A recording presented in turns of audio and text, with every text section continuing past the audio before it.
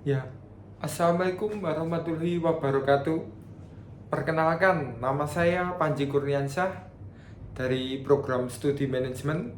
Pada kesempatan ini saya akan memaparkan atau memberi anggapan atau mungkin ya paparan tentang kecerdasan finansial pada anak muda sekarang. Karena kan anak muda sekarang ini banyak melakukan kesalahan-kesalahan dalam mengatur, mengelola keuangannya. Dikarenakan banyak anak muda sekarang yang mungkin bingung atau mungkin terjebak dalam masalah finansial atau keuangan. Pada saat-saat ini, mungkin sekarang ini banyak anak muda yang FOMO atau mungkin ikut-ikutan, ya, ikut apa beli apa yang tidak dibutuhkan, ikut orang lain. Semisal orang lain ingin memiliki sebuah barang seperti iPhone, dan ada temannya yang ikut atau kepingin juga membeli iPhone karena mungkin kameranya bagus, terus prosesornya bagus. Nah, terus berkeinginan, padahal yang temannya ini mengikuti itu nggak kayak memaksakan kemampuan dalam finansialnya.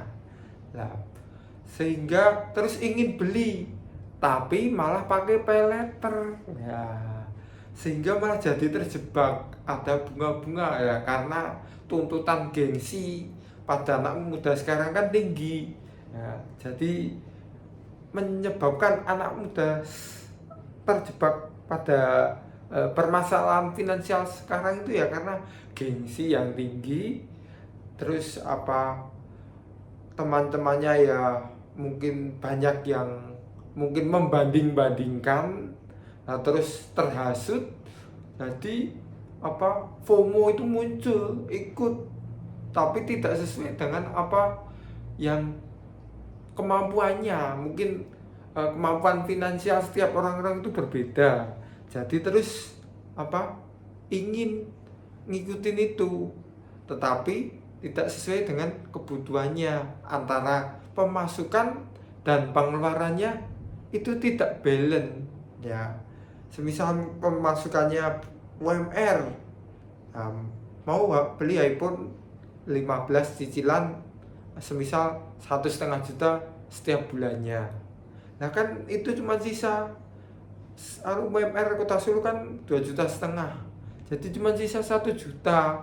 Nah itu kan mungkin kebutuhan lainnya jadi disingkirkan, mungkin kebutuhan terkait kebersihan, olahraga, kesehatan itu tidak dipikirkan karena terdapat rasa gengsi yang saya ingin ini atau lifestyle, ingin gini, gaya seperti ini, mengikuti tren yang ada tetapi tidak memikirkan apa yang menjadi kemampuan diri sendiri dalam mencukupi keinginan tersebut. Jadi kemampuan dan keinginan tidak balance dan menyebabkan FOMO dan terjerat pada permasalahan keuangan. Ya, pada hal ini anak muda itu harus memiliki 5 pilar utama menurut saya sebagai solusi dalam menangani jebakan-jebakan finansial pada saat ini. Pada saat ini kan banyak anak muda yang terjerat itu, dan saya memiliki 5 solusi. Salah satunya yaitu satu, budgeting atau anggaran. Nah, mungkin kurang agak ini ya, anggaran. Lah, kita itu sebagai anak muda harus bisa menganggarkan mana kebutuhan yang diperlukan dan tidak diperlukan. Harus bisa memilih menganggarkan, semisal untuk kebutuhan terkait keinginan berapa persen, dan terkait kebutuhan pokok makan hidup sehari-hari, mungkin biaya pendidikan itu berapa, itu harus dianggarkan dengan baik dan benar dan tepat juga. Jangan sampai salah sasaran atau mungkin nggak balance antara satu yang dengan yang lainnya. Yang pokok dulu dipenuhi, soal sekunder atau keinginan itu keinginan dianggarkan selanjutnya. Dan yang selanjutnya yaitu anak muda sekarang harus mempunyai nomor 2, dana darurat. Dana darurat. Dana darurat ya. Anak muda sekarang itu harus bisa menyisihkan untuk dana darurat. Ibarat kata mengantisipasi dari hal-hal mungkin adanya kecelakaan atau mungkin ada sakit, terus ada hal-hal yang harus direalisasikan atau harus dibayarkan. Kalau tidak ada dana darurat, kita bisa bingung sendiri mungkin, atau terjebak dengan jebakan finansial seperti paylater atau mungkin lainnya, mungkin ada pinjol juga, atau mungkin mencoba judi online lah. Itu kan jebakan finansial yang harus dihindari. Dan nomor 2, anak muda harus memiliki dana darurat. Dan yang selanjutnya yaitu tentang manajemen keuangan ya. Manajemen keuangan. Nah, anak muda sekarang itu harus memiliki ilmu tentang manajemen keuangan yang baik ya. Ini ya hampir sama dengan anggaran itu. Kita memanajemen mana kebutuhannya pokok, mana kebutuhan yang harus dimanajemen, mungkin waktunya yang harus dipaskan juga. Pada saat ini kita perlu mungkin membayar tagihan ini, terus kebutuhan yang diperlukan dan tidak diperlukan harus dimanajemen sebaik-baiknya ya. Jadi jangan sampai terperosok ke jebakan finansial. Itu pesan dari saya. Dan yang selanjutnya nomor 4 yaitu tentang investasi.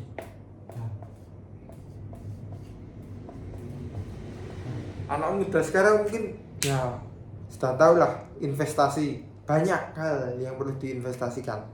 Ketika anak muda mau berinvestasi, saran dari saya yaitu harus memahami apa yang mau diinvestasikan, itu produknya apa. Ya, kita mau investasi semisal ke kripto, kita harus mengetahui kripto itu bagaimana prosesnya, bagaimana dapatnya, terus itu produknya bagaimana, barangnya bagaimana, dan juga saham kita harus tahu perusahaannya bagaimana, terus jangka waktu kedepannya apakah menguntungkan. Jadi investasi itu juga perlu, tapi kita harus tahu terkait yang barang itu investasinya kita harus tahu itu mau digunakan untuk apa, terus jangka waktu panjangnya untuk apa, dan kita harus mengetahuinya. Dan ilmu-ilmu investasi seperti kurva pada kripto itu harus teknikal analisis ya, itu harus diketahui juga. Investasi itu ibarat kata ya juga untuk menghindarkan dari mungkin FOMO, karena lebih baik saya investasikan bisa berlipat ganda daripada untuk FOMO. Jadi investasi itu ya membuat kita bisa menyisihkan. Jadi kan kita menabung itu bisa menyisihkan uangnya ya, jadi merasa bisa berlipat juga. Dan yang selanjutnya yaitu dari keempat ini ada satu terakhir, yaitu yang tidak kalah penting, yaitu mindset ya.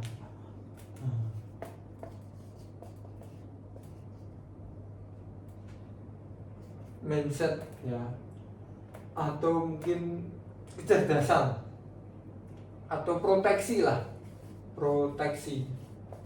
Nah, kita harus memiliki mindset atau proteksi mungkin terkait apa ekonomi ya, kita mengetahui ekonomi, daya beli masyarakat juga. Kalau harga-harga naik, nah, kita patutnya kebutuhan apa yang harus dipenuhi terlebih dahulu, terus kebutuhan jangka panjang. Lah mindset membaca buku-buku, terus ikut seminar-seminar itu sangatlah diperlukan anak muda sekarang menurut saya ya, karena banyak jebakan-jebakan finansial pada saat ini. Maka dari itu mindset itu sangatlah diperlukan untuk kita bisa memikirkan kebutuhan finansial atau anggaran finansial kita jangka pendek maupun jangka panjang, terus sesuai dengan tujuan atau cita-cita kita. Mungkin memiliki harta kekayaan 1 triliun, maka kita harus memiliki mindset seperti orang 1 triliun, yaitu pintar menjaga keuangannya dan mengembangkan kekayaannya, dialokasikan ke anggaran-anggaran yang tepat, tidak salah sasaran. Ya, kelima ini mungkin dari saran saya, harus anak muda harus bisa memiliki ilmu ini ya, terutama 1 budgeting, 2 dana darurat, 3 manajemen keuangan, dan 4 investasi, dan 5 mindset ya. Semoga anak muda sekarang bisa lebih mindsetnya meningkat dalam kecerdasan keuangan, karena penting kecerdasan keuangan untuk bisa mewujudkan cita-cita dan kesejahteraan dalam berkehidupan anak muda sekarang. Terima kasih atas perhatiannya. Ini yang dapat saya sampaikan dalam terkait kecerdasan finansial yang dialami anak muda sekarang. Semoga bisa bermanfaat. Sampai ketemu lagi besok-besok. Terima kasih. Wassalamualaikum warahmatullahi wabarakatuh.